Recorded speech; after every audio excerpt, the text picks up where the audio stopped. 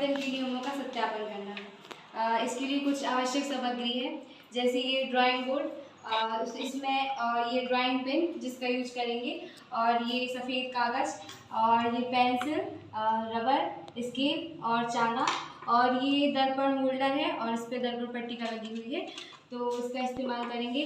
और ये पेन है जिसके हम इसके लगाने के लिए इसका इस्तेमाल करेंगे। तो चलिए प्रयोग स्टार्ट करते हैं।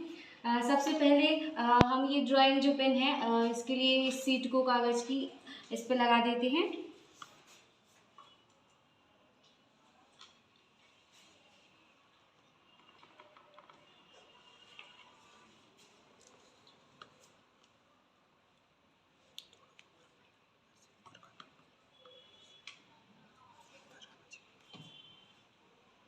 ये ध्यान रहे कि ये सीधी होनी चाहिए, नहीं तो परीक्षा में थोड़ा प्रॉब्लम आ सकती है। अब सबसे पहले हमें कुछ लंबाई मापकर एक लाइन खींचनी है, जिसे PQ नाम देते हैं। आप इसे किसी भी तरह कितनी भी सेंटीमीटर की लंबाई लेके खींच सकते हैं। सीधी नहीं है तो ठीक है, हमने PQ लाइन खींच ली है। अब इसमें मैंने 10 सेंटीमीटर की खींची है, इसमें आप इसका केंद्र निकालते हैं तो ये 5 सेंटीमीटर की दूरी पर होगा।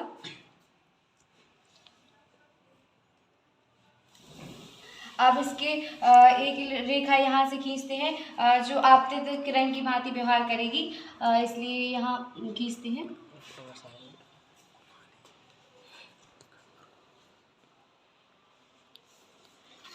इसे AM नाम दिया गया है। अब इससे एक अभिलंब खींचते हैं।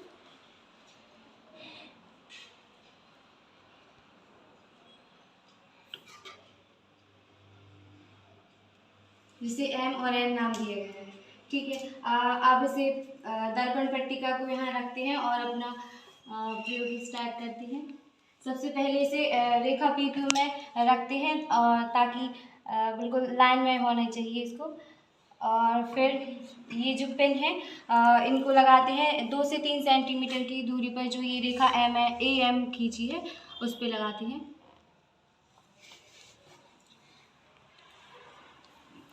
ये पेन सीध में होनी चाहिए, नहीं तो प्रेक्षण गलत हो सकती है। ठीक है, अब हमने इसको लगा दिया है। अब हमें आभासी प्रतिबिंब बनाने के लिए ये पेन है हमको इस लाइन में खींचना है, ताकि जो ये वाली पेन है वो दिख रही है वो हमें स्पष्ट, मतलब आगे वाली, पीछे वाली पेन दिखाई न दे, आगे वाली बस दिखाई दे। तो इसके लिए इसको सीध में लगाते हैं।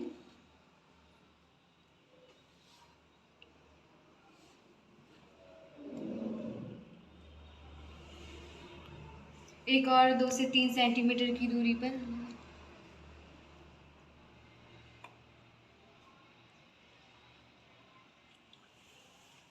ठीक है, अब लग गई हैं। अब हम प्रेक्षण ले सकते हैं।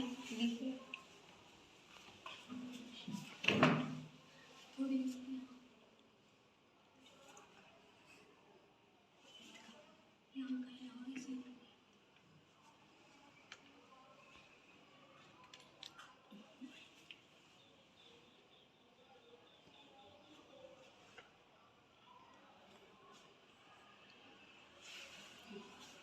ठीक है, दिखाई दे रही है।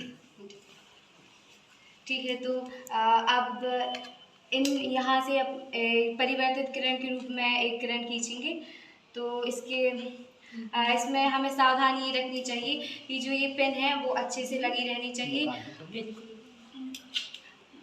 मिनट,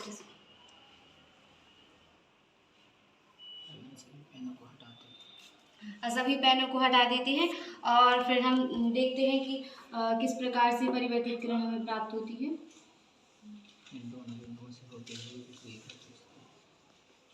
ये जो पेन हमने जहाँ लगाई थी उन दोनों बिंदु से होते हुए एक रेखा खींचते हैं और फिर उसके बाद हम प्रेक्षण लेते हैं, देखते हैं कि आपतन कोण का मान परिवर्तन कोण के बराबर आता है कि नहीं।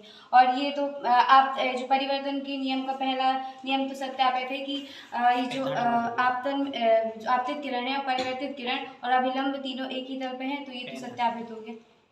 और ये दूसरा नियम के सत्यापन के लिए देखते हैं। देखिए ये आपतन कोण है वो 40 डिग्री के से आती है, और जो परिवर्तन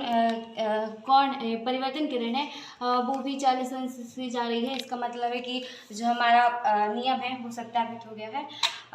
अब इसके लिए हमें कुछ सावधानी रखनी चाहिए। जैसे जो पेन है वो बिल्कुल सीध में लगी होनी चाहिए, और ये जो सीट है वो अच्छी से लगी होनी चाहिए, और दर्पण जो है वो हिलना नहीं चाहिए। बस, थैंक फॉर वॉचिंग। बस